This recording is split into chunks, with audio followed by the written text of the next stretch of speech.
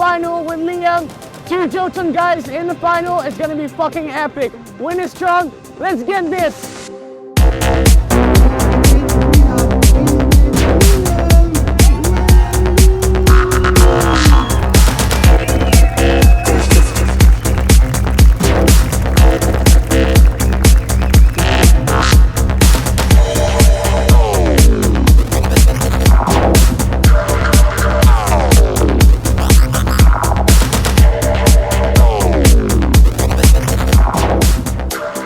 Couldn't be more stoked of how today turned out. It was yeah, really challenging lead up to this event, but yeah man, I'm lost for words. Like, just heat by heat, every progressively getting better and better, and in the final I knew I had to give him my all up against Andrea. He's such a tough competitor. I've lost against him like in the 3 last competition, so it felt so damn good to beat him today. My gear was working amazing.